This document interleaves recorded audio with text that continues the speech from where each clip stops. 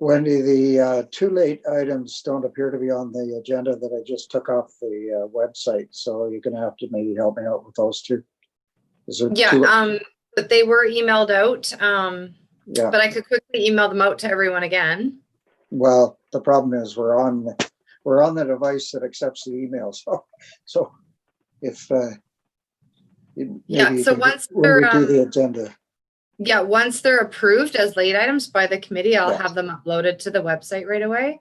Okay. Alrighty.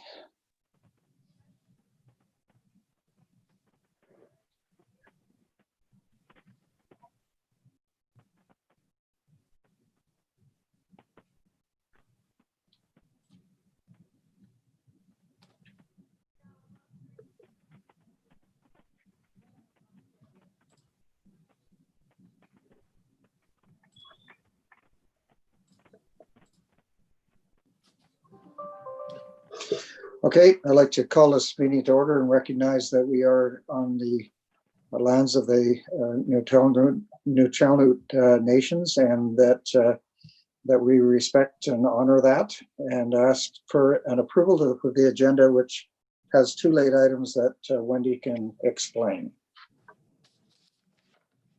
Yes, thank you. So we have two late items for consideration by the committee.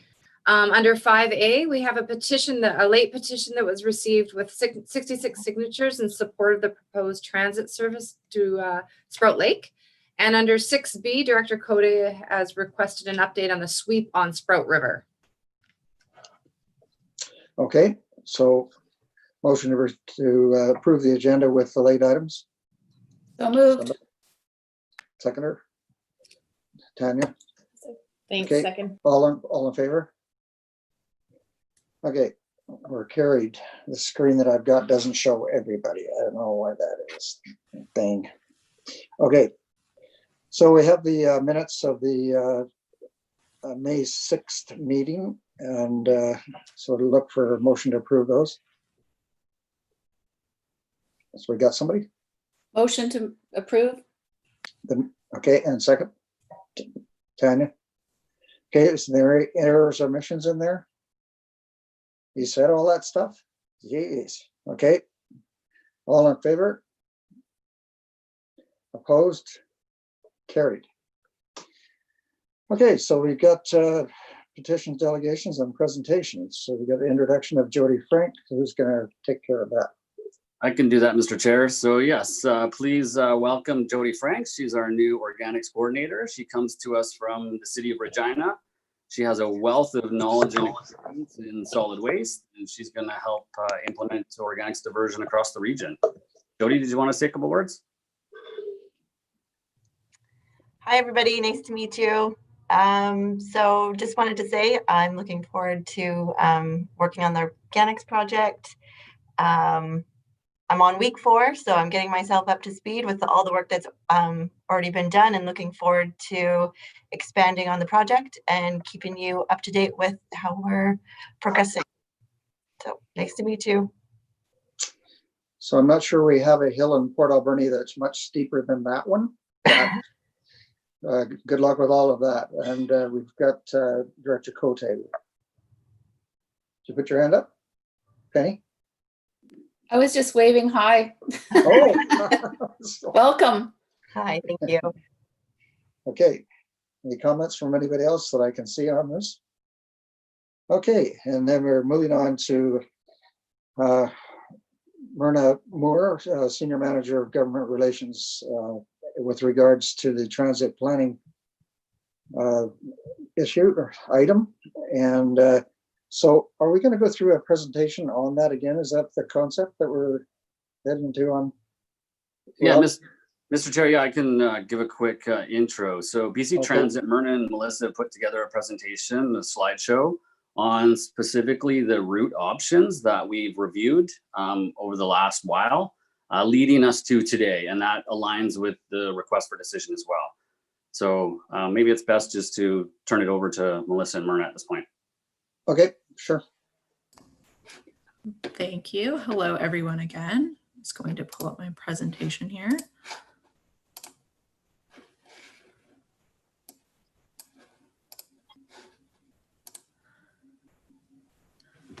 Okay, so the purpose of today's presentation is we're gonna kind of walk through what we've done so far in terms of this feasibility study, how we got to where we are today, and then we're gonna discuss a pathway forward to continue work in the region. So just a review of the process. So in phase 1, we did a community context review and developed several service options. And then in phase 2, we took some service options out to public engagement and then used that feedback to refine the service options. So during the community context review, some of the things that we looked at in terms of characteristics were population density, key locations in the area, and existing transportation options. This helped us inform the service options that were developed in phase 1. So there were a total of 5 options developed in phase 1, and we'll just briefly review all of these. So option 1 was a route between Walmart and Sprout Lake, also servicing Seashat Market. Option number 2 was a route operating between Walmart and Seashat Market. And option number 3 was a combination of both option 1 and option 2, where service would be provided between Sprout Lake and Walmart in July and August. And then the rest of the year, service would be provided between Seashat Market and Walmart for the rest of the year. Option number 4 was a kind of a loop route that provides service to Beaver Creek, Cherry Creek, and the Beaufort areas. And option number 5 was purely an on-demand service within the study area. So the options that we took to public engagement are shown on this slide here. So we had 2 options for the Sprout Lake to Walmart route, one a purely fixed route option and the other a flex routed option where the bus would be able to deviate about 1.5 kilometers off the route. And as part of this, we also asked respondents whether they would use the whole route segment for the year, or if they would just use a particular segment of that and just kind of their seasonal travel habits in regards to this route. And then as well, we took the Beaver Creek, Cherry Creek, Beaufort route to engagement as well. And what we heard during the public engagement process is that there is a desire for the Sprout Lake service to connect to Redford Exchange. And as well, the respondents identified some key locations within the region. So the outcomes of public engagement is that we removed the Beaver Creek, Cherry Creek, Beaufort route from consideration for phase 2, as the strongest desire that we heard was to connect to Sprout Lake. And then we created an additional service option, which was connecting Sprout Lake and Redford Exchange. So then we'll just review again the 2 service options from phase 2. So option 1 is that Sprout Lake to Walmart route. This would be a standalone route in the ACRD, not integrated with the City of Port Alberni transit system. And because this service wasn't an integrated service as proposed, we were able to provide a high-level cost estimate as well as give an idea of what the service span and service frequency might be. So some of the benefits to this service that we talked about is that this just provides an introductory level of service. Customers would still be able to connect to the Port Alberni transit system at Walmart, and service could be operated out of the Port Alberni transit facility. However, noting that this facility is currently at capacity and we'd have to further explore that. This service would require a new budget under the current annual operating agreement. Of course, another thing to consider is that it doesn't directly connect to downtown Port Alberni. And option 2 is that Sprout Lake to Redford Exchange route, and this route would be integrated with the Port Alberni transit system.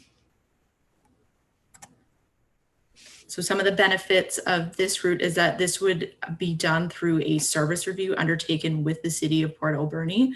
So this provides an opportunity to create an integrated strategy for the region, and as well providing that direct connection to downtown Port Alberni. However, again, some things to consider is that this would significantly affect the Port Alberni transit system. So again, going through that review process, The Redford Exchange is currently at capacity in terms of buses, so that's something that would have to be explored, and we would have to explore fare options. And then the estimated resources would be detailed through the service review process. And then last time, again, we chatted about next steps for each option. So for option number 1, the steps are a little bit simpler towards implementation. So we'd look to secure funding through the Transit Improvement Program. We'd secure an administrative agreement with the operating company in the ACRD, and then we'd begin that detailed planning and scheduling work and work on an implementation plan. For option number 2, we would work with the ACRD and the City of Port Alberni to undertake a service review. As part of this, we would undertake a Redford Exchange study. We would do some additional engagement as part of this process. We would refine service options from the feasibility study. So this may include flex-routed service and other options for rural areas of the valley. And then we would finally develop a report and bring it back to the committee as well as the City of Port Alberni, where we would seek direction and outline the next steps for implementation. So due to the mixed feelings from the community, the recommendation has changed. And the recommendation is that the ACRD proceed with a service review undertaken with the City of Port Alberni to create an integrated strategy for the region. This would provide an option to explore that Sprout Lake to Redford Exchange route, and as well look at some additional options for the region as a whole. And this is something that we could begin as early as winter 2020, with completion wrapping up around winter 2021. So that concludes the presentation, and I will stop sharing my screen for questions. Director Cote? Thank you. Since the direction given by the board to BC Transit to do a study, there's been a lot of communication coming out of the community. They don't understand what it is that was being proposed, that it's just a study. I think that is a big part of why I stepped back and said, we need to come at this again with more information, more communication to the community as to what it is that we're studying, not that we're bringing forth a bus service. We don't know a lot of things that the study would provide. From my perspective, I've been working on improving the Handy Dart service to Sprout Lake for many years, because the service has been years ago was not providing service to members of Sprout Lake, where we were paying for the service and not receiving it. The Handy Dart service has improved over years. At present, I'm not getting any calls from people saying that they're calling and they're not able to get service from Sprout Lake to town, but I do know that there has been issues in the past, and I know that the Handy Dart service is overprescribed. That's why we are really favorable of increasing the taxi portion of this option. So from Sprout Lake's perspective, there was never really a call from this community to have people take a bus to Sprout Lake. It was more of a service that was looking at allowing people that live in Sprout Lake to access the rest of the area, for people to be able to age in place. All of the work that the regional district has done, that has gathered information to provide input for this study, has come from things like the aging in place study that we did complete, which said, yes, people would like to live at home as long as they could if there was services available, like a bus service. And part of that is a paratransit service where you can no longer drive, and that you need a means to be able to transportate yourself around the community. My community has had that conversation over the years, although they've just picked up on it recently, since they think that there's a bus coming to Sprout Lake. That's why I'm right now, I'm looking at the options also and thinking that there needs to be a correction here, because option 3 is bus service to Sprout Lake in the summer, which is really not what the community needs, as far as Sprout Lake age in place transportation. It would be probably year round, because if you can't drive in the summer, you can't drive in the winter. So I think I'm going to leave it right at that point right now. There's been petitions from the city. There's been petitions from Sprout Lake for both, like mostly Sprout Lake, there's both, for and against. From the city, they want access to Sprout Lake. So, and fair enough, like I can understand that. Absolutely. I do find that because of what happened, I think that we were shy on communicating what we wanted to achieve by studying this service. So that's what I'd really like to come back and see how we can approach this in a different manner. Thanks. Director Minions. Thank you. I want to just echo a lot of what Penny just said, and Penny, I really agree with you that the service that was kind of that we took to the public as proposed kind of missed the mark. It very much was about having a bus service to Sprout Lake, but the service that we kind of decided to move forward with studying did not address that.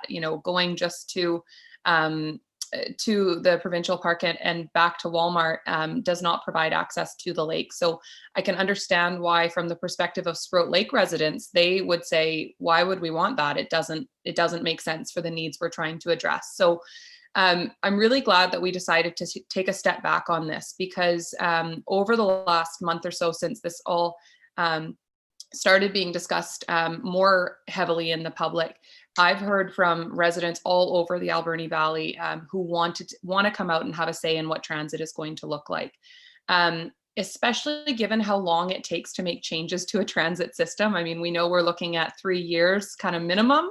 I think that we should make sure that we don't rush these decisions and that we move forward with a system that is going to serve us long term. I know just before I was elected to council, the city made quite a major change to transit routes in the city, and ridership dropped quite a bit when those changes were made, because when you interrupt people's systems and people's routines, they find other ways to get around, and then it takes a long time to get them back. So as a transit system takes time to build up, we also don't want to be constantly changing and making changes to the system that we have. So I think that we need to take the time to engage the community on this properly. And I would say to engage the community on this, being open to all ideas. So the thing that I have heard the most, and certainly from some residents of the city, but I would say mostly from regional area residents, is that they would like a bus that services all of the regional areas. So, I mean, I know that it's not going to get to everywhere, but I think we have to at least be open to the idea of a bus that integrates with the City of Port Alberni's system, but also goes out Beaver Creek and Cherry Creek and maybe to the Beaufort, I don't know.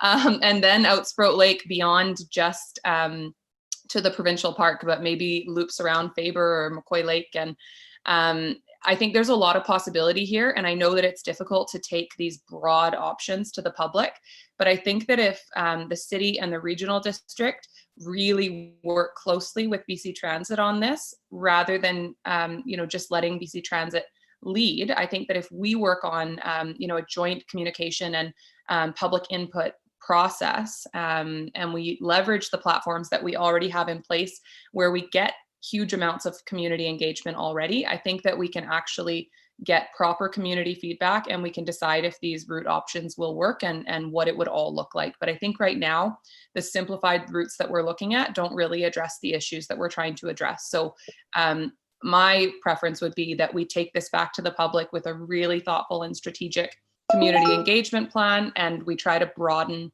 the question around what does the community want. Thank you. Okay, anybody else?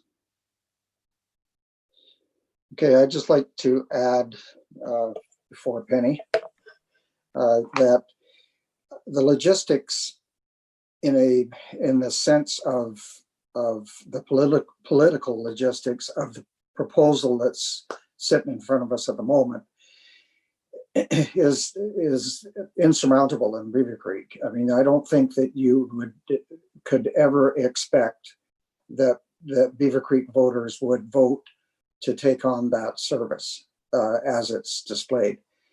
The benefit to Beaver Creek would be almost nothing. So I think Cherry Creek basically is the same, and Beaufort likely is basically the same with that proposal. The one issue that I don't think was totally explored is the custom transit handy dart component of this. In looking at developing a system around that already available service that could service the whole of the Alberni Valley. In many cases, those buses are running empty, and they're going to retrieve one person from the end of Beaver Creek or out Sprout Lake or whatever, in Beaufort and in Cherry Creek. I mean, logistically, on a design basis, that's probably a little tough. But I imagine other areas were not unique in kind of the broadness of our base, and some of the other interior areas I've heard that they have integrated handy dart custom transit into something like this. And so I think it really needs looking at, because I know that there are people in Beaver Creek that are in a position where their transit is very difficult for them, especially when they age in their homes. And so and that to me is the same scenario in every district. So, we need to be looking at something that will actually work, but we need to be looking at something that's economically feasible as well. At $40 net a ride, when you've got this $119,000 and you've got an estimated 3,000 riders, it just doesn't make any sense. I mean, we could pick up the phone a cab, go pick them up for $40 or less. So there is a need, and we've got to discover what the depth of that need is, and then we've got to discover how willing the public is to actually pay for that. So I'll leave it at that, and Director Cote had a comment. Thank you. Thank you. I have to say, thank you for bringing this study forward. On first glance, we approved it, and that was our mistake, not yours. I think it wasn't very clear in the beginning what we were asking for, I guess. We didn't know what we were asking for, in my perspective anyways.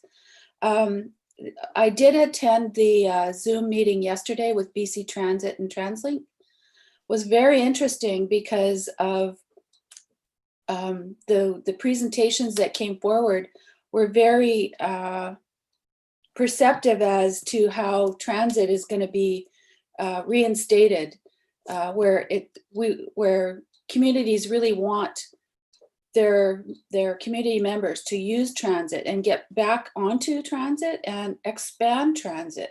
for so many reasons, for economic opportunities and to build our communities again. And it sounds like BC Transit is actually going to be looking at a whole new way to deliver transit within BC. So it was a really interesting meeting. People were explaining how transit has changed over the years and how people have just started really, the uptake was really happening with transit. So I'd like us to be a part of that. And I think that our rural and our communities can really benefit from the ideas that are going to come out of this new plan from BC Transit. So I just wanted to add that to the mix here, because it sounds like nobody really knows what's going to happen right at the moment with COVID. And we want to make sure that going forward, that we all are working together with all of BC on working on the right plan for having transportation all over our communities. I know West Coast is looking at a new bus service, and it sounds like it could be a very positive move for them as well. So thanks. And we've got Director Bodner. Yes, thank you. I really haven't heard anything from Cherry Creek regarding any bus service going out there of any kind. So I would really like to be able to have this open to the public and do a more thorough investigation about how the public feels. This, from the sounds of it, this is a huge, huge commitment. And I think we should take our time in doing it. Thank you. Director Minions. Thank you. Just wanted to add on the conversation around Handy Dart that I personally feel that while Handy Dart service is very important, I think it doesn't address necessarily the issues that we're talking about here.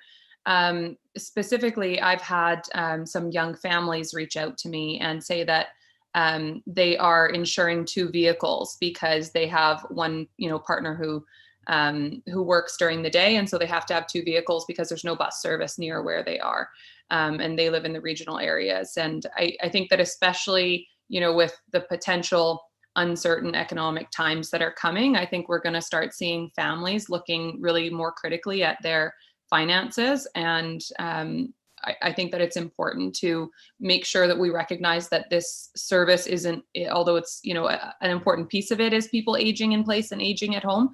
I think we have to look at this service from the perspective of all ages. Thank you. Anybody else? Okay, I'd like to thank. Tanya had a comment. Pardon Thank me? you. It's Tanya, John. Oh, okay. Sorry, I guess I'm not on your screen, your iPad. You're not. There's a ghost.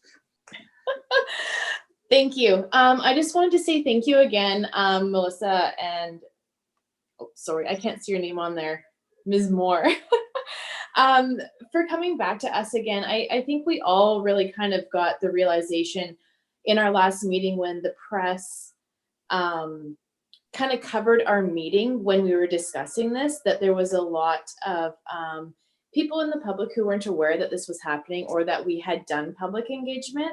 And as Director Minions had mentioned, we've got some different avenues, especially I think with the city where there's quite a bit of engagement with the public that we could utilize with this.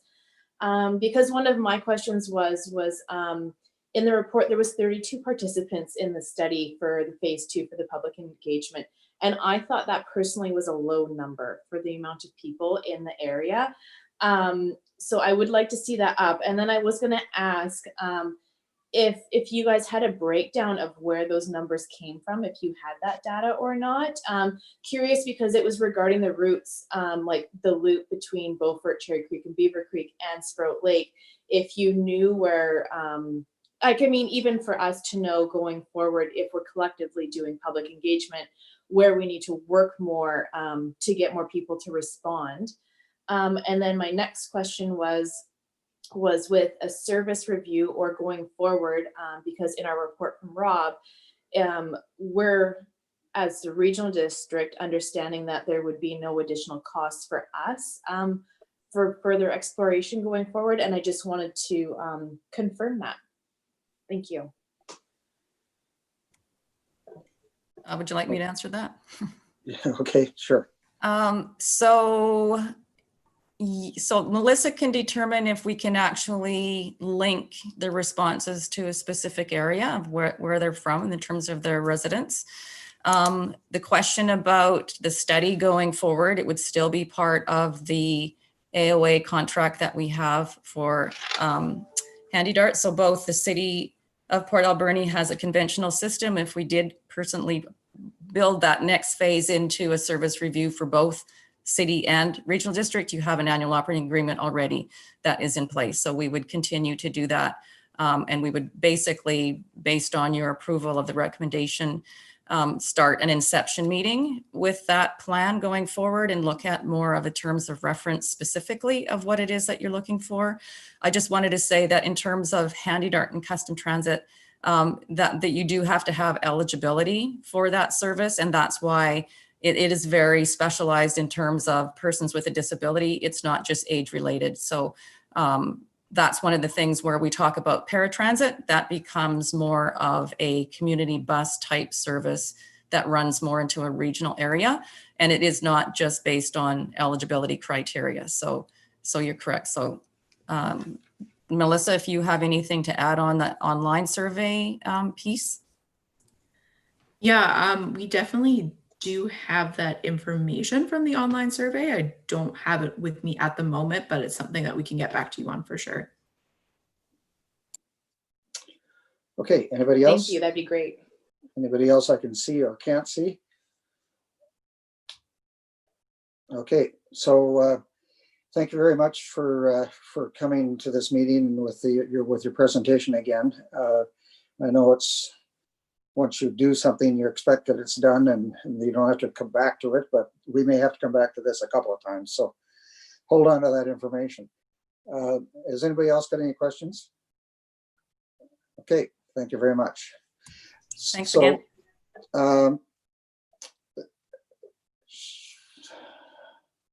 So we've got a motion that's in there. I think it kind of works to where we're going. I don't know if somebody would like to move that motion or something like it.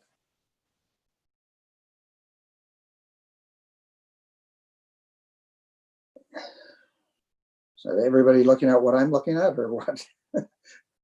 Okay, so the motion that's sitting there says that the Alberni Valley and Bamfield Services Committee recommend that the ACRD Board of Directors work with BC Transit on further developing a new rural transit service option for the Alberni Valley. So, yes, Director Bodner. Just seconding it, that's all. I second the Yes, motion. Director Minions. Okay, so we're going to move it in a seconder. Anybody else like to speak with regards to that? Okay, I got Director Cote and Director Minions. Thank you. So that, I believe, is under request for decisions and bylaws. And we were just having a delegation. Oh, sorry. I was scrolled up past Okay. that. So, okay, so anyhow, that's where we are now. So I would move receipt of our presentator. Now that we've got a motion on the floor, we can receive the presentation. Do we have to do that? No, I don't think we do. It's optional, okay. Mr. Chair. Pardon me? It is optional. Okay. The delegation. Okay, so we've thanked the delegation. Let's move on to the next thing here. And we do have a motion on the floor. So and now is the time to talk about that. So we have again Director Minions and Director Cote. So Director Minions first. Thank you very much. I'm just wondering if the motion, as it's written, gives us the option of going to the public to see what they want and where they want transit, like a broader amount of research, rather than just saying, do you want, this route that would incorporate with the city system here? So are we still open to looking at, does Beaver Creek, Cherry Creek, Beaufort, Sprout Lake, do all the areas want transit through their areas, and do they want it to connect with the city? Or are we looking at a specific route? Okay, well, I mean, the option, it does say develop, Mr. Chair, if I may. further developing the rural transit service option. So, Mr. Chair, if I may. yeah, sure. Yes, so to answer Director Minion's question, the recommendation is broad enough to, look at the whole region and not specifically engage on one specific route. Thank you. Then I would really strongly support going this route. And I would just ask that when we do start this engagement, that we really try to promote it through the channels where we know people are already engaging with us, through social media, through using the Peak, using AB News, and really just make sure the community knows that we're having this conversation and knows how to have their voice heard.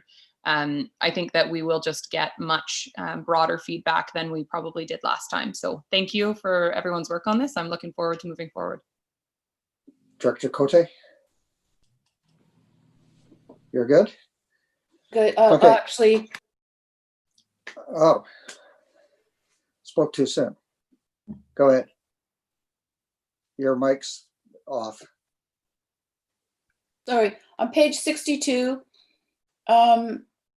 it talks about the proposed custom transit expansion initiatives, and it says approval on behalf of Cowichan Valley Regional District. So I'm wondering if that's a typo, or is that just an example, or So, is something so we're supposed to be voting on? I think what it means is Cowichan Valley is going to pay for it. I'm sure. Perfect. Yeah. Rob's think we just actually- jumping the gun here. I think we actually brought that up when we read it the first time, but yeah, no, it's a typo. It's a typo, yeah. Yeah. So, I mean, as from my point of view, I really do think there is a need out there, but I think that both the regional district and custom transit need to develop something that's different. That isn't really something that maybe even is available today. But I don't think we're that unique in British Columbia as far as the layout of our regional district and kind of the challenges that are faced by low population and expansive areas. So there's got to be another model out there that we can attach to and provide something that's going to be realistic, realistic, like busing in Port Alberni is on a taxpayer cost basis, because this wouldn't be, this would be costing a ton of money for a few people to use. The Sprout Lake Walmart thing, it just really isn't it. And something like, some inclusive surface that would include Cherry Creek, Beaver Creek, Beaufort, and Sprout Lake. That's kind of, I think, something that we need to plan towards. Somebody had their hand up. I'm not quite sure who it was. Oh, we got two. We'll go with Deb first. Thank you, Mr. Chair. May I ask staff, what would be the next steps in working with BC Transit? Would it be having public engagement and presenting different route options? I'm just not really clear what our next steps are. So that would be probably Rob, if we haven't got Ms. Mearns on here anymore. I think they've left us. Actually, they are still on the line. Maybe I could ask okay. if she has a high-level sort of project plan, next steps mapped out. Well, Melissa. Your mic's off there, Myrna. My apologies. Melissa, if you have a timeline there that you could speak to, that's great. Otherwise, we could give a broad overview. The timeline I kind of briefly discussed in my presentation. So this is something we could look to initiate kind of by the end of this year at the earliest and wrap up at about winter 2021. So it's about a year-long process in terms of timeline. And I would suggest that we engage with the stakeholders, determine specifically what it is that we're looking for the study concept, and put the terms of reference together in terms of with both within the city of Port Alberni and the regional district of Alberni-Clayoquot. And then we can, from there, with your input, determine how it is that you wish to move forward with public engagement. It would be great, depending on the time of year, if we can have some synergies with what events you already have going on and whatever engagement plan you already have constructed within the region, in order to get more people to attend. Right now with COVID, we're putting together an online platform that we're starting to work with all of our local government partners on. So that will be another piece of the puzzle. With COVID, certainly we're seeing how things go every day, every week, every month. So that's another avenue that we're more than happy to work with you on. And we will probably have some experience with that with some other systems that we're already undergoing some study work with. I think the next one was Director Cote. Thanks. Yeah, there is quite a few pieces to this puzzle moving forward. At the meeting, the forum yesterday, it was interesting because UBCM and the Mayor's Council actually brought forward a suggestion regarding a provincial transit recovery strategy by early 2021 to strengthen funding models to reduce the reliance on fees. I don't know what the city of Port Alberni is facing at this moment for transit, but a lot of bigger communities are really feeling the lack of funding for their ridership and the lack of return of riders. So I don't have those numbers or what's happening within Port Alberni because you have the bus service, and I don't know what is happening with the Handy Dart service within the rural community there either. I don't know if people are afraid to ride the bus or if they're booking or what's happening. So without any of that information, and how we're going to be moving forward in the future on how to make that sustainable and increase the ridership, because that seems to be one of the fears of a lot of the communities is maintaining that service going forward. So I think we have some time to work on this, and if the city people have any additions to what's happening with the service there, it'd be great to know. And I think that'll actually have a lot to play into how we create this study and how that'll be a part of it. Thanks. Okay, Director Shannon. Thank you. So I just had a question because we're talking about timelines, and Melissa had mentioned like winter 2020 going into 2021. Our recommendation from staff was to move forward with this, but an option was to defer until we've done strategic priority session in September. Do you see a benefit of waiting those next 3 months until we start this? I just kind of wanted to open up dialogue on that, on what everybody's thoughts were. Maybe Rob could start. Sure, I can weigh in on that. So I don't think we have to hold off on the recommendation for now. I think we can move ahead with the recommendation, and the strategic priority session will probably happen before BC Transit, has a chance to get into this. So if the priorities change at the session, then we can just update BC Transit as to the direction of the board. Okay, anybody else? Mr. Chair? Sure, wherever that voice is coming from. Debbie. Go ahead. When I asked about what the next steps are, she gave us some options, but the first one was engage with stakeholders. And I feel like we're not given any clear direction to staff other than public engagement. So is that what our directions with our instructions are going to be with BC Transit? Like, I'm still not really clear what our next steps are going to be. Or is that for staff to decide? Mr. Chair, if I could weigh in. Sure. I think listening to Myrna, I think the next step is to, when she means stakeholders, it's the regional district staff, it's the city staff, possibly First Nations, get together and create the terms of reference for the next step of this project, which would then be presented to the committee and or the board for endorsement as to exactly what we're going to do in terms of engagement and the services that we're going to engage the public on. Thank you. Anybody else? We could always go with the collectivo thing like in Mexico. You kind of get into the van and hold on to everything. 100 miles an hour down Beaver Creek. No, maybe that wouldn't work.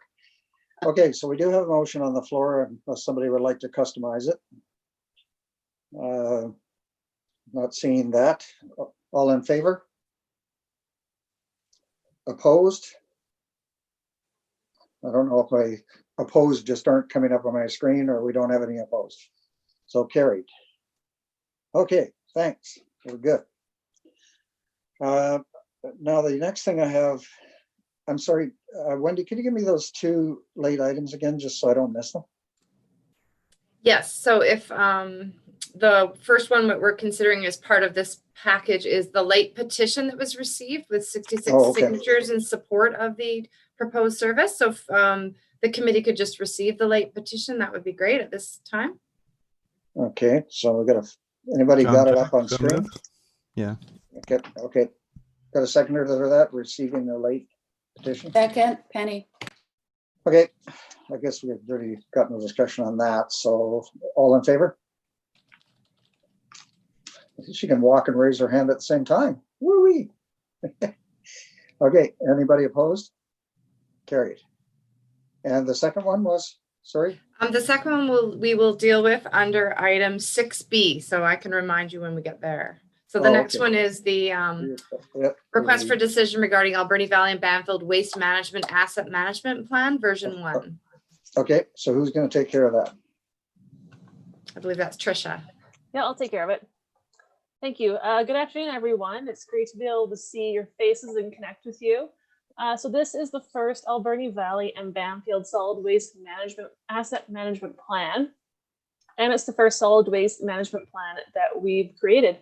So this was very much a team effort with the assistance from our asset management committee, including our manager of operations, Jenny Brunn, operations staff, as well as contractors. We've all been really pleased with the results of the asset management plan as it shows us in an overall strong financial position to be able to tackle any foreseeable capital asset funding needs, as well as projected closure costs. I'm hoping that you've all had a moment to read the plan and have a fairly good understanding of our objectives and recommendations. I know this isn't the first asset management plan that you've had a chance to look at, and you might have noticed that it's a quite similar format.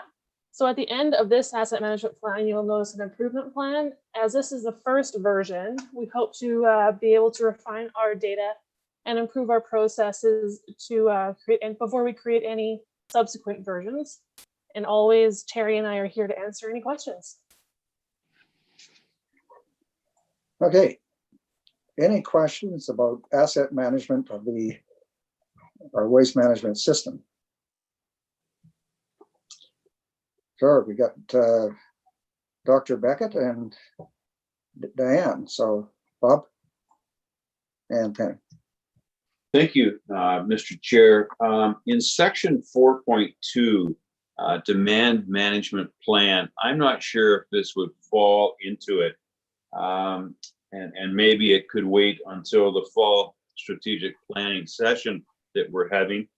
I have had discussions with Jenny about solid waste and especially recycling on the west side of Bamfield, as nothing exists there right now. And it's certainly an area with our largest commercial operation, resulting in lots of tourists in the summer and a lot of recycling and waste, including and compounding the problem is the bear management, because we don't have anything on the west side. So is that something that someone could speak to for me, please?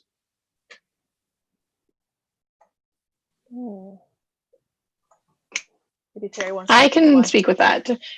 Sure. So in terms of the asset management plan, we're mostly looking at assets that we already have and what we're going to take to replace them. That would actually kind of be considered a change in level of service. It definitely has been something that's been on the radar oh, there you are, Director Beckett, I couldn't find you. There's been something that we've had on the radar for a long time, but is not an easy solution, as you know, and I'm not really sure how much actual infrastructure will be involved in creating a service over there. So at this point, we could put it on the improvement plan, but I feel like that's more of a service change at this point than an asset management change. And just because it's not on the plan doesn't mean it's not being actioned by the service. I don't know if Douglas wants to add anything to that. Mr. Chair, that what I'd like to add about that is the levels of service are dealt with in 2.3 of the plan, and we do make notation that if and when the board chooses to change the level of services, that will affect a couple of things. One is it'll affect, as Terry already alluded to, the equipment and assets and infrastructure that will be required to deliver the service under whatever level of service the board chooses. But also, even if it doesn't, if those other things start chewing up capital and chewing up money, and that could affect the ability of the board to put money away for future costs under this plan. So I think all of those things need to be considered, and these plans are looked at through a lens of whatever levels of service the board decides it wants to undertake year in, year out, and that'll through our asset management planning. That's the change that we'll have to migrate towards is putting these plans into the financial planning process.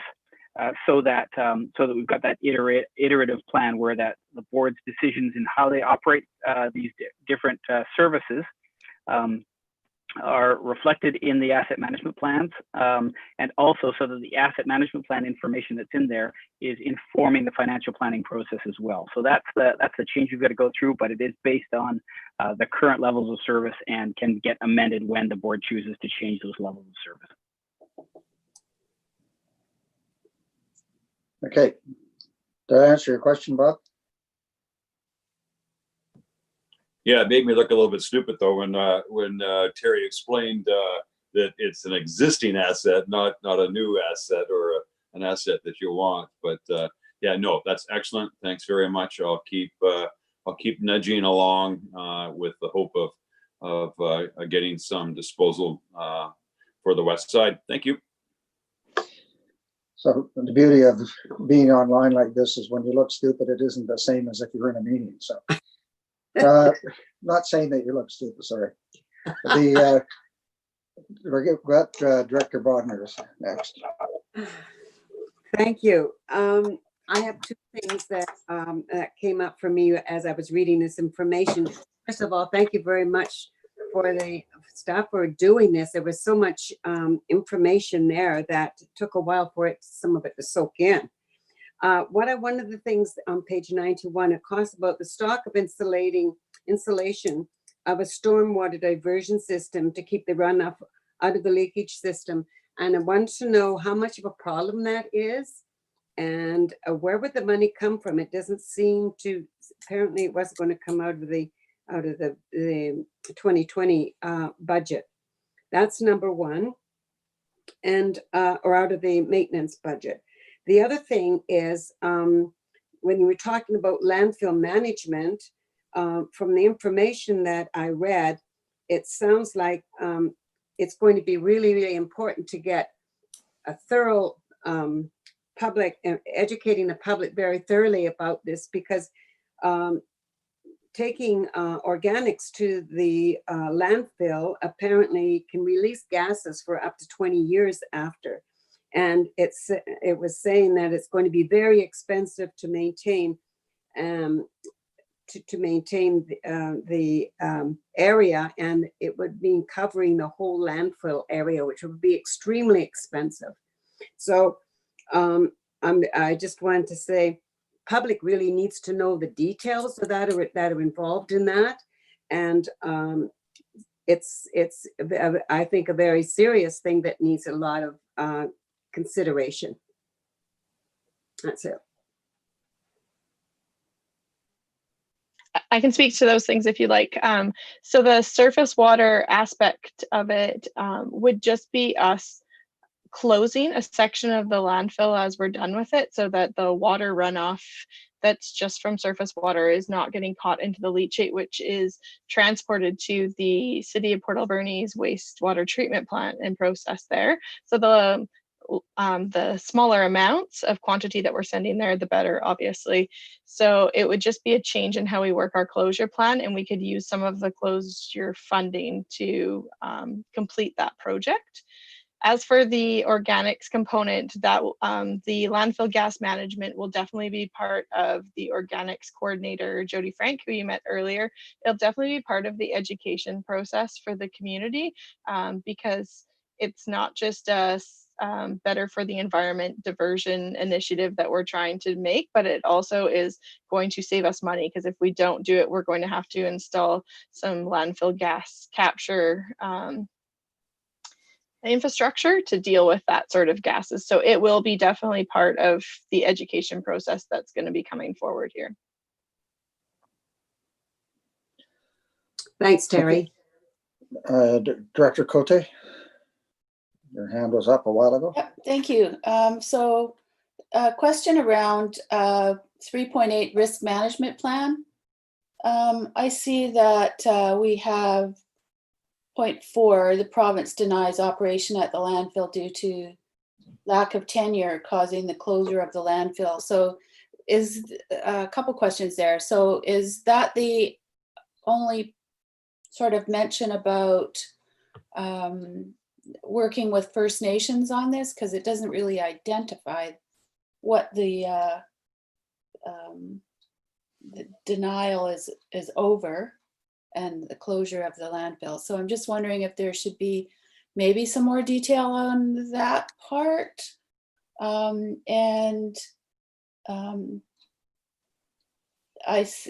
would be a high risk, or just wondering how we're addressing it, how we're addressing high risk at this point. Go ahead, Douglas.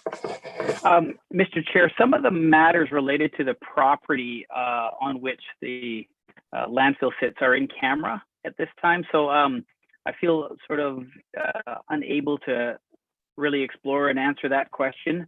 What I would say from a risk perspective, though, is the plan does say that that we do have a risk management framework, but we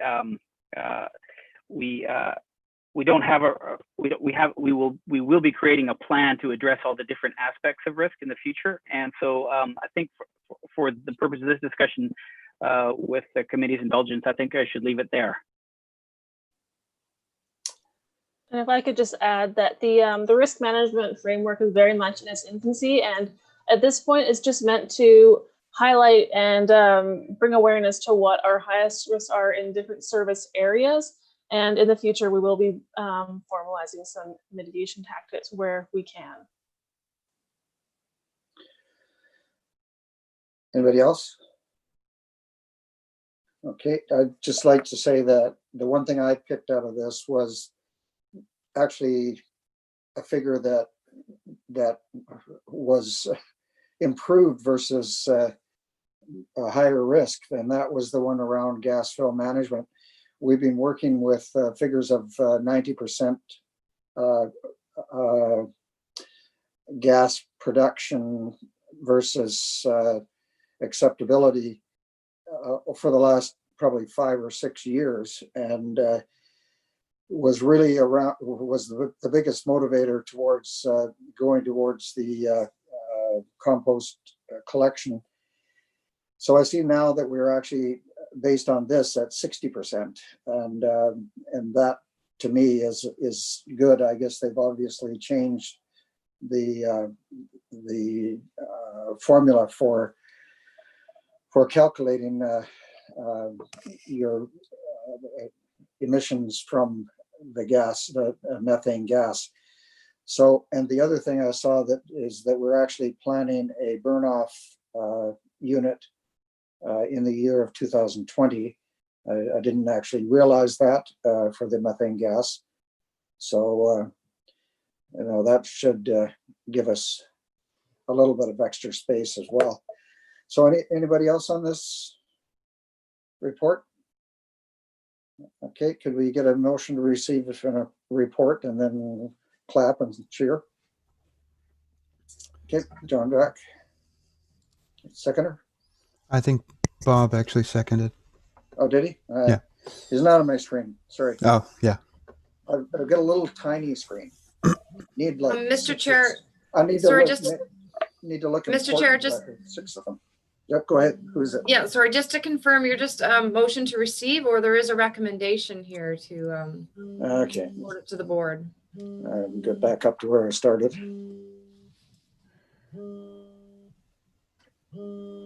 Okay, so what we have. Top of page 2.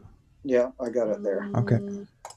Recommendation that the board adopt, we adopt the management. Is that the one you're talking about? So I could read it out. I could read it out. Okay. That the Alberni Valley and Bamfield Services Committee recommend that the Alberni Clapart Regional District Board of Directors adopt the Alberni Valley and Bamfield Waste Management Assessment Management Plan version 1. Sure, let's do that. Yeah, I can move that. Okay, and the seconder was Bob, I think.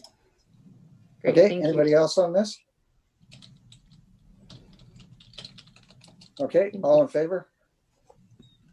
1, 2, 3, 4. Anybody opposed? I guess that's why you got that drop screen on there, that you don't see the opposed ones. You can just go ahead with things. Okay, so now we're on to item 6. Who wants to deal with this? Rob? Mr. Chair, I can introduce it, and then I think I would very much like Rob to support the discussions here on the end. I think it was the last board meeting we talked about the work we've been doing with respect to creating a safety plan in the context of the pandemic and our operations, like all local governments are undertaking right now. And so when Director Cote was asking about the Marine Patrol, I think a conversation at this committee would be very instructive for the creation of our plan, just in case there's any changes that the committee might want to recommend to the board. On page 106 of the agenda, we've reattached the various tasks of the Marine Patrol and talked about our ability to mitigate the concerns with respect to operating these tasks within the pandemic environment. And I think it'd be very helpful to consider these specific tasks the board would like to give us alternate direction on other than in terms of if they would like us to actually go ahead and hire the Marine Patrol employees and undertake the service. Thank you.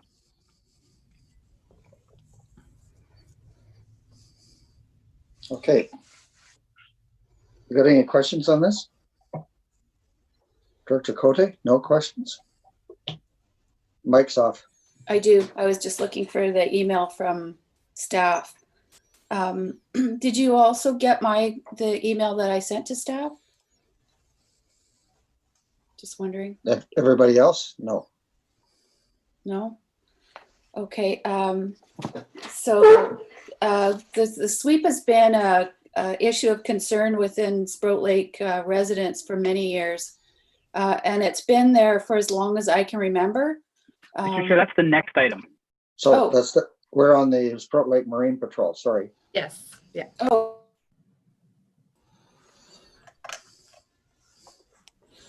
Marine Patrol, yes. So I have been contacted by 4 people with youth or the youth themselves wanting to apply for the Marine Patrol. It is an area where students in our province are really lacking opportunity for employment. It's a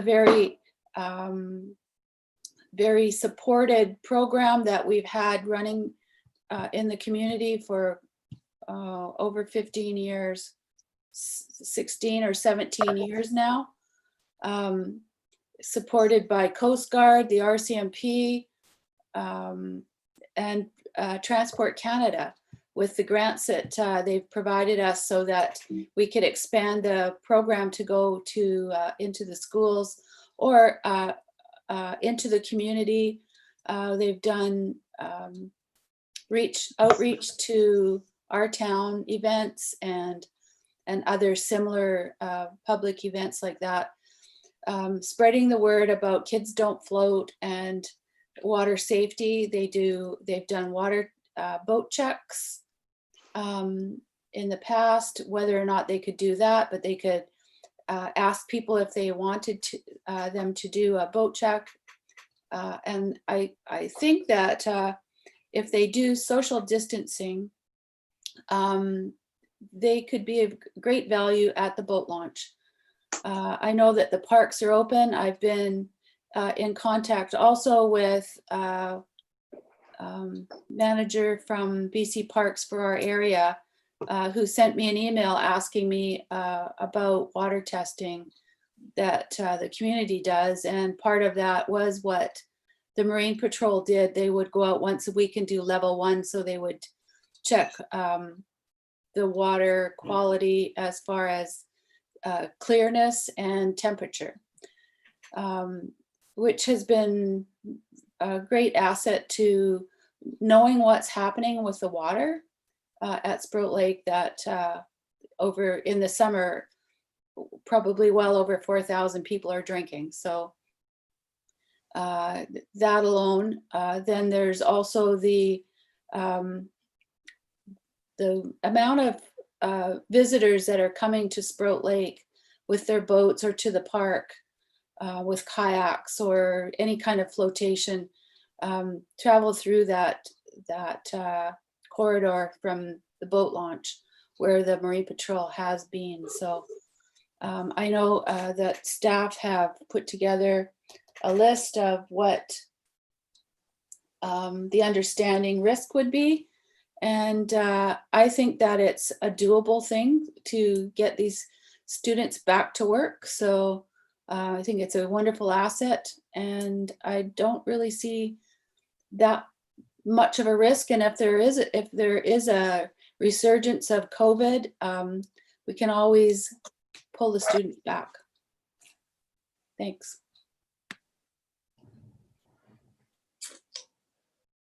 I don't know if staff wants to respond to that at this point in time. No. I do have some thoughts, Mr. Chair, but I think it's appropriate to let other committee members speak. Thank Okay, you. alrighty. So we have Director Haggard and then Director Shannon. Thank you, Mr. Chair. You have a recommendation, but I'm just wondering, does staff have a vision of what this will look like, the modified program would look like, what they think their duties of the Sprout Lake Marine Patrol would be with these risks taken into account? Mr. Chair, I think those are still summarized on page 106 of this agenda, which is the same report that was provided to the board previously. And in our view, the circumstances and the ability for the ACRD as the employer to mitigate the risks as they exist today have not changed since we prepared this report. And so we are of the view, and our recommendation is that under the current circumstances at this point in time, the nature of the tasks that as they have been previously delivered are extremely difficult to mitigate, in that things like boat launching rely on several touches. We can't send one person out in the boat by themselves, so that's two people in a small boat, so then we've got to laden them with PP&E out on the water, and I don't know that I feel particularly comfortable with that. And if they have to go assist another boater, that again is a number of touch examples. So, I mean, that's just a bit of a highlight about the nature of this work. If they were there as to not engage in these activities, but they're really as an ambassador role only at the boat launch, that's a decision that the board can certainly make, and then we would be very strict in instructing them that the things that they used to do, they wouldn't be doing. I think the board has to decide whether their objective is to create employment. I understand the board's role to not be that role. The board's role is to deliver services to the public. In this particular case, this is a very highly valued service that in the normal order of things, I think is very well received in the community, and the board has a lot of support for, and we would not have any issue with it. So we're not speaking against the value of the service in any way whatsoever. We feel particularly challenged in delivering the service in a way that will keep the public and the employees safe. Okay, anybody else? Okay, so I mean, the issue to me is that we have really no ability to monitor where the boat launch traffic is actually coming from. And, you know, as much as the mayor doesn't want us to judge who the people are that are coming, but when we start having more open borders and we have, as has been evident, individuals from the United States crossing the border to go to Alaska via Vancouver Island,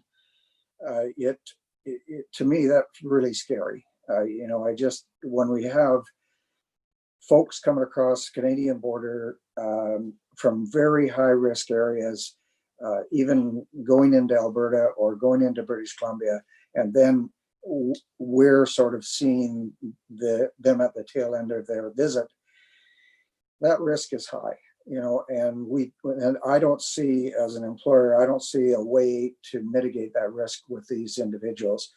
First of all, they're young folks that are doing this employment, and, you know, lots of times first-time jobs, so that sort of their ability and judgment might not be that of somebody that's been in that job for quite a while. So, you know, they're gung-ho and they're going to want to help people, and the life jacket program and everything else that we have within this just isn't doable. So, I mean, the risk is higher than the reward, and that's really where I look at. And so I would certainly support staff's recommendation on this. Don't know what anybody else has got to say, but anybody else out there? Dr. Cote? Thank you. Just like to point out that the province is going into phase 3. Parks are open now. Playgrounds are open. I know that the Agricultural Development Committee yesterday talked about Gord Johns reaching out, and there was 4 students that were awarded Canada students grants so that they could work. I don't see really any difference between that type of arrangement and the Marine Patrol being opened up and allowing these students to work again. So when I think that we need to start, you know, reopening up, doing a recovery phase rather than run and hide. Thanks. Anybody else? Dr. Bodner? Thank you. Yes, I hear what you are saying, Director Cote, but I think you also have to look at the types of jobs that the students are getting too. This one that of being a patrol, they're for a student. I think they are very vulnerable to the general public in what their duties may be, and trying to keep that social distancing as well. I'm not against seeing the students being paid for a job, but I think it also depends what the job is. And I don't think this one, being on patrol, is something that we should jump into yet. And let's see how phase 3 goes. Thank you. Dr. Shannon? Thank you. I don't know if you got my message or not, but I'm going to expand on it a little bit more, the latter of it. So I'm a little torn on this. I'm in favor of staff's recommendation, but I can see if it was feasible financially with grant opportunities, if the students were able to do water testing that shouldn't have public engagement. And if, I don't know if they have the ability to patrol and maybe report incidents they see to the RCMP rather than maybe interact or engage with the public. I don't know if that's an option or not, to have some form of it where we're doing part, if not all, but the safer aspects of the patrol that they could be doing. Maybe staff can expand on that. Like I said, maybe that's just not even feasible to kind of try to do some, not all. But yeah, thank you. And in regards to safety materials, if there was like an admin end for them to prep them and have them somewhere and make sure they're stocked, but they're not actually physically giving them to the public, I don't know if that's an option either. Yeah, I'll leave it at that. Dr. Holmes or Mr. Holmes? Well, I wonder on if Rob can speak to those proposals. My understanding is that the water testing is something that done by shore is not going to be particularly valuable, so it would again be putting a couple of employees into the boat.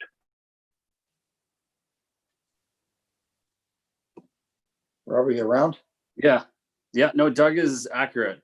My understanding is all of the water sampling is done in the boat out in the lake and not done by shore. And so I'm not sure what the quality of the data would be if we only did it from shore. And putting 2 people in a very small boat, I don't know if we would be complying with the health officer's guidelines.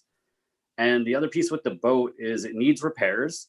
And I'm almost certain that we held off doing those repairs with the understanding that we were postponing this program until next year. And I'd have to confirm with Brenda if we could get that done immediately if we were going to implement some sort of program and use the boat. But using the boat with 2 people, I don't know if we would comply with the health orders.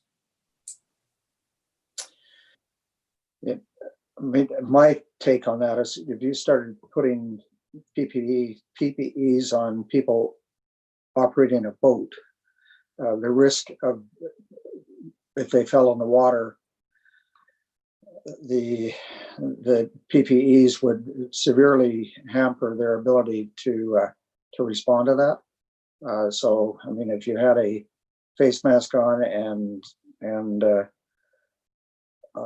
you know, some kind of suit of some sort or other, you know, it may really be difficult to swimming and all the rest of it. So I can see that might not fit, but nevertheless, you know, we got to just consider what we want to do with this. So we need a motion or something.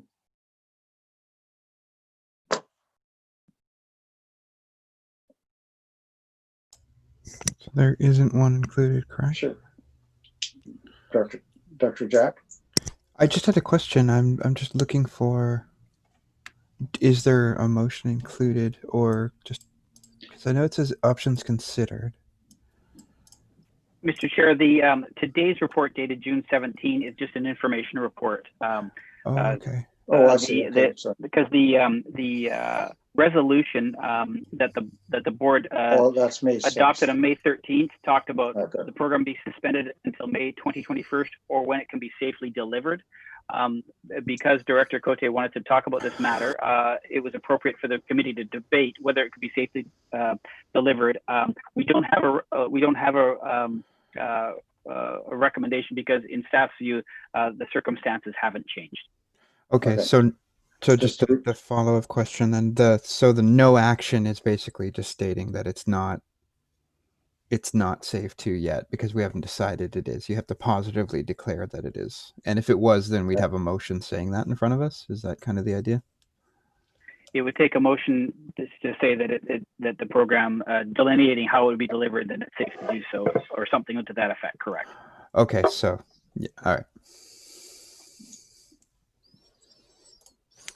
John, I think Penny has her hand up. Yeah, she does. I just thought you wanted to do something there. Okay, Director Cote. I have a question around our water system. So we have employees, and I believe we have a student for that, don't we? You mean, for example, like Beaver Creek Water? Yes. We have 2 full-time employees and a seasonal employee. So do these people work in close proximity, or do they have to ride in the same truck? Or I'm just thinking about fire departments and the first responders that are working with PPE, and they ride in the same in the fire truck together. And I'm just wondering how that goes with the regional district's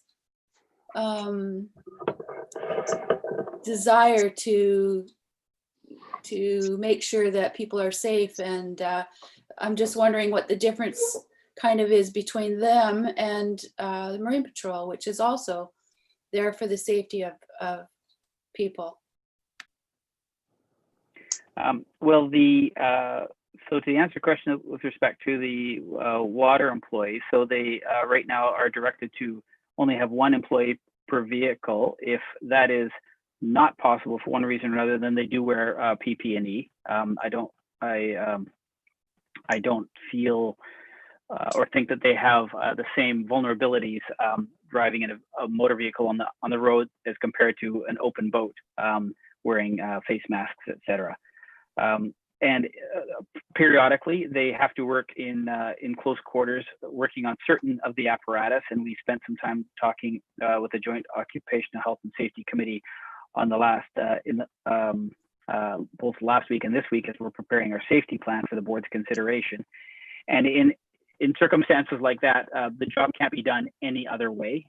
Of course, this has been designated as an essential service, a water utility. And so given the job can't be done any other way, then they do rely on PPE. So it seems to me that in a boat, it's open air, and this is, I'm following provincial guidelines and recommendations of being safer in open air than in closed quarters or in a vehicle or whatever. I will go along with what, the board can make the decision to not put this forward. But in my opinion, I think that we could provide a safe environment for students to be able to have employment and continue this very worthwhile program. Thanks. Okay, anybody else on that? Okay, motion to receive the report. So moved by John. Second it. All in favor? Opposed? Director Cote. Okay, so now we're on to the additional item, which is the sweeps.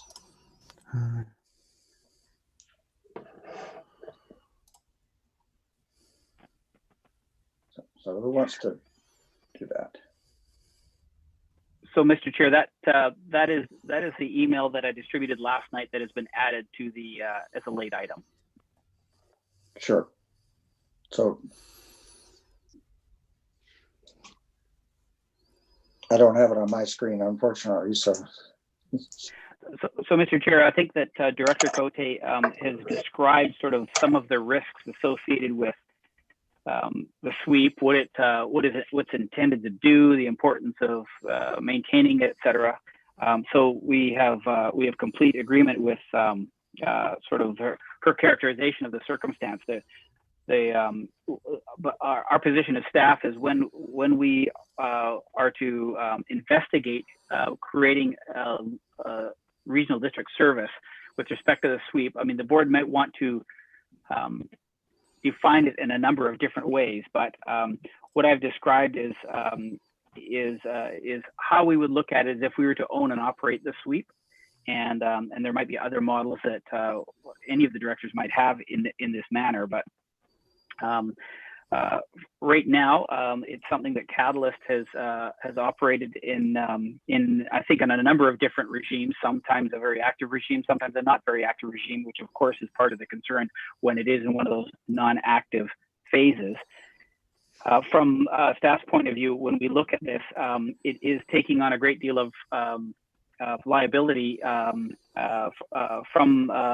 the taxpayers in what happens when the unintended circumstances arise, such as material actually escaping down the sweep if the sweep isn't completely effective, if the sweep fails, when people play on the sweep, as is likely to happen from time to time, no matter what kind of signage you put up.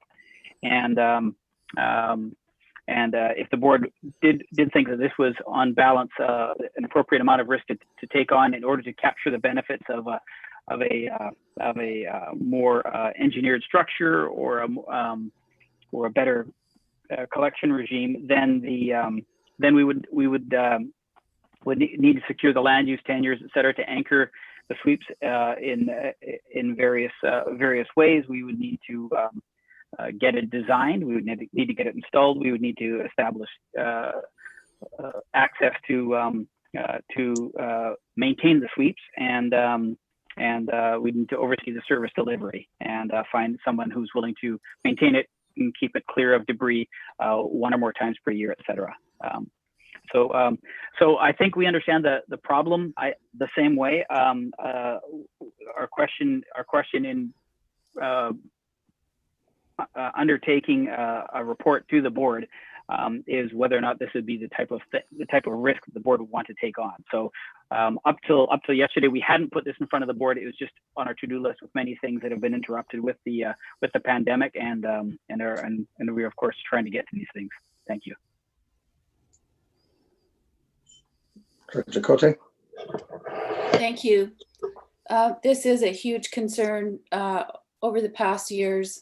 The sweep has broken a few times, and there actually has been a boat that I know of that went down.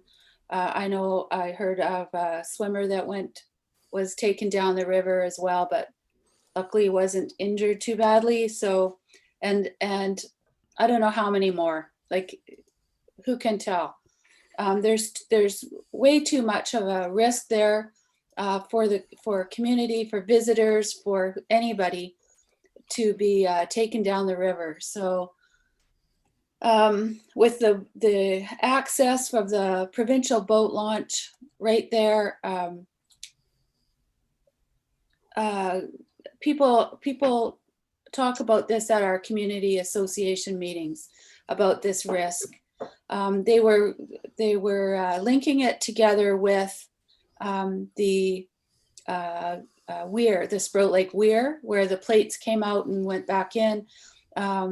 They were saying that because Catalyst abandoned the maintenance on that, that there was the potential of flooding within the community because the lake level was up too high in the winter. So Catalyst has stepped up and has a regular maintenance program now to take the plates out in the fall and put them back in the spring for fisheries reasons. That's been taken care of. The other problem is the sweep, which is very near the weir, which collects debris from down trees, people's docks that are broken up. There's been boats that have been collected there that have broken free, and all kinds of debris that just accumulates there. And a couple of years ago, it really built up and was a real threat for downriver. So when the weir is not, or when the sweep is not maintained and it breaks like that, there's a fish ladder right there that logs can get into. It's causing a lot of damage downstream. So potentially though, it's the main concern is saving lives here for people that could get swept down. So whether in a boat or just swimming, there is a major current there at times. So, and the further down you get, the harder it is to get back. So moving this forward, I'd really like to know if we can contact Catalyst to see if they will start to maintain this again. I know that a conversation has been going on for a lot of years. I've had conversations with Mr. Erg about Catalyst being the owner of the weir, and also potentially the sweep. The problem is that there's access problems to getting to these locations through either Island Timberlands or the province. I know that insurance has to be put up so that you can get a machinery in to actually remove the debris, or the plates for the sweep or the weir. So it would be really nice if the two could be married and the work be done at the same time. We've had community members say that they'll look after the maintenance. There's a person that lives right on the residential side of the sweep that has machinery and could get down there and actually keep the sweep clean through a contract. And I think that the main reason why the sweep has broken in the past is because of the amount of debris that collects there, and with the current, it breaks it. If there's a maintenance program that's done on this sweep, then there should be no potential of it breaking and causing damage downstream, or allowing people to salvage through there or whatever. So like to hear anybody's comments. Thanks. So the jurisdiction of the lake itself, isn't that provincial? Mr. Chair, this lake is a very interesting study in terms of the ownership of the lake bed and the foreshores, et cetera. And it's not the same everywhere. It's privately owned. Mr. Erg is probably the best person to comment on that. And we could certainly send some mapping around to the committee. So it as much as there's provincial jurisdiction and sometimes federal jurisdiction for fish bearing, there's also private property issues with respect to this lake as well, with respect to Sprout Lake as well.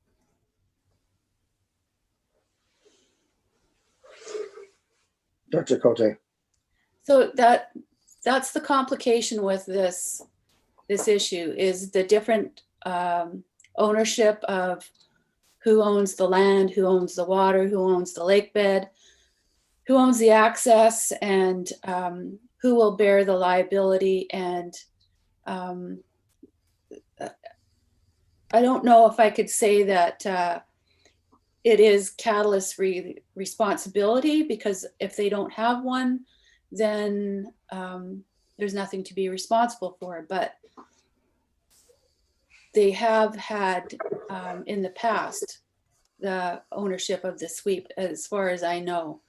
And I think that includes where it's attached to the shore on both sides. Yeah, I couldn't really get a very clear picture on this issue. That's why I'm bringing it to the board, because this is a serious issue.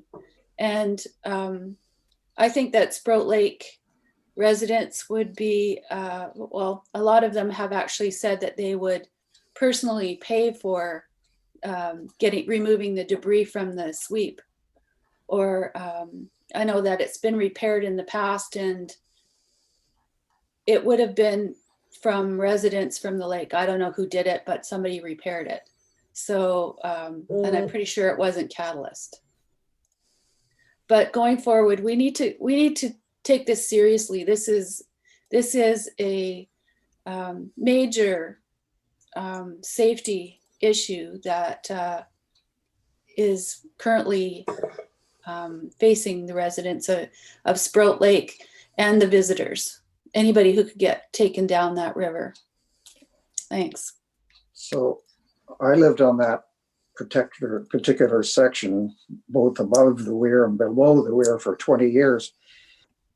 So, I mean, I don't see us as a regional district taking on a liability that is the provincial's liability, or is the liability of a corporation, simply to maintain a weir that somebody else has put in. I mean, we've got lots of lakes and rivers and everything else that don't have weir situations, and that function, as nature designed them. But I mean, I don't see people getting swept down that particular section with or without a weir. If you put a weir in, it's really not going to change that. If they get underneath the weir, it's a log. It's not a net, and it's not all it is a boom. So, I mean, I don't know how we handle this as far as investigating it, because, I mean, I really don't think it's our jurisdiction, but somebody else has got an idea. Let's hear it and go forward. Director Minions. Thank you. I struggle with this one, just not really knowing how to proceed and what makes the most sense either. I've heard about this issue from other people as well. I know there's a lot of concern. And from, what Director Cote is saying, I certainly see that it is an issue that, we need to put some attention on thought into what we can do, even though it may be a difficult issue. So if it's, if it's a provincial government issue, then who do we start by talking to? I don't know what the right solution is, but I'm definitely supportive of kind of having staff recommend a path forward and trying to make some progress here. So being a motion there, was that a motion? Oh, there you go. We got a seconder to that. Having staff have a look at this and see what we can make some sense out of it. Okay, Director Cote. Thank you. I'd like to also point out that Great Central Lake also has a dam and a sweep that the Catalyst maintains. So what's the difference between Great Central Lake and Sprout Lake? I was hoping that Catalyst would actually step up and maintain both the weir and the sweep at the same time, and I don't believe that the province will step in. And I understand there's a lot of rivers that come off of a lot of lakes, but Sprout Lake is a very well used, high population in the summer months. The provincial boat launch is very, very near, as well as swimming area, the petroglyphs.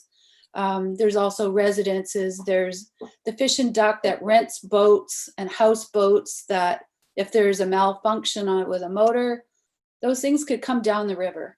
So I really want to bring this forward. If no one will step up, then I think that the regional district needs to start taking responsibility for the safety of our community members. But Okay, asking the so province and Catalyst, I think, is absolutely first way to go. Thanks. Mr. Holmes. Thank you, Mr. Chair. So we've engaged Catalyst many times and are happy to do so on an ongoing basis with respect to the weir, with respect to the sweep, et cetera. I guess what I'm hoping to get is very clear direction on what type of research the committee is asking us or recommending that to the board that we do. If we're going as far as looking at building and maintaining a weir ourselves, I really would like to provide a cautionary note about that. It will be tough enough to get into. It will be virtually impossible to get out of, is what I believe. And this is a great undertaking, asking the taxpayers to underwrite a large chunk that is partially just nature.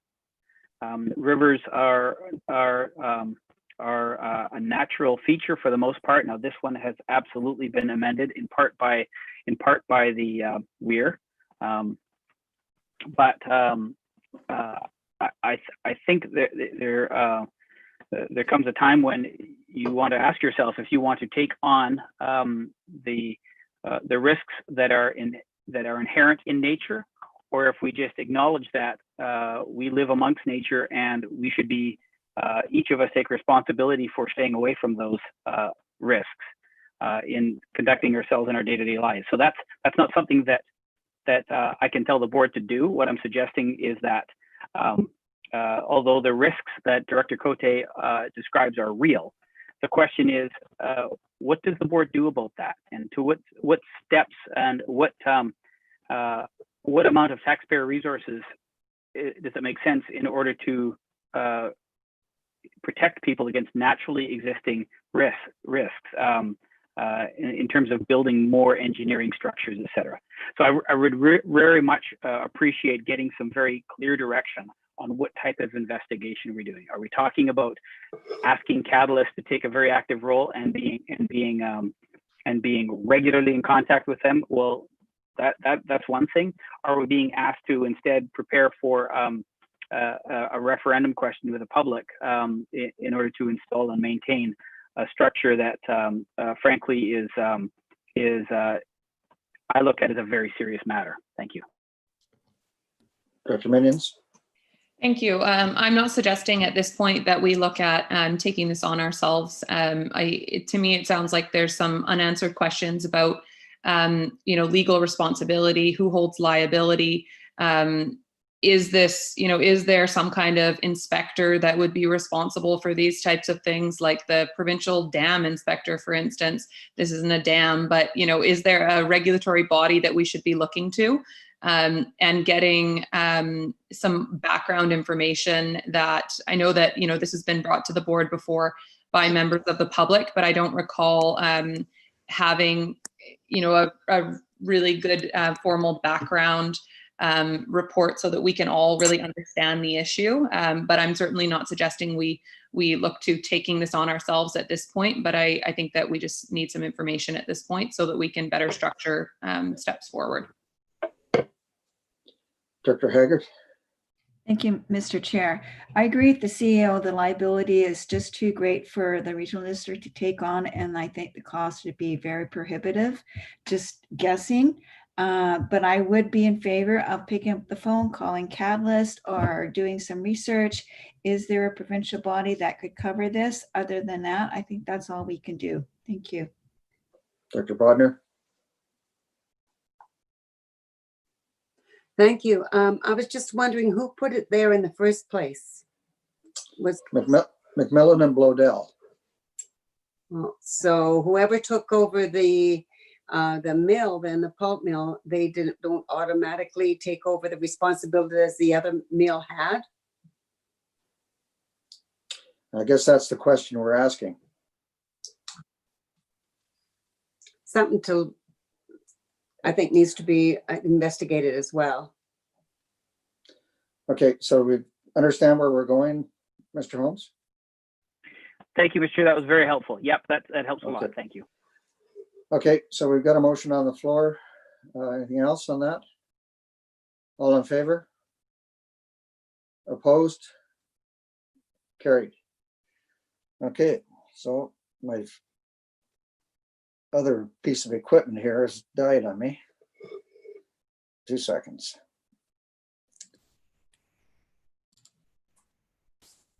Mr. Chair, Wendy will be able to provide whether or not there's been any questions or comments. Yes, thank you. So again, we've provided an email address for the public to provide questions, comments on any of our agenda items. And there were no submissions received for the meeting today. Okay, thank you. Anybody got anything else? Dr. Shannon? I just had a quick question. I thought we didn't take public input for committee meetings. Or is that changed if we're doing it online? In question period, like we can take public input. Is that what you're asking?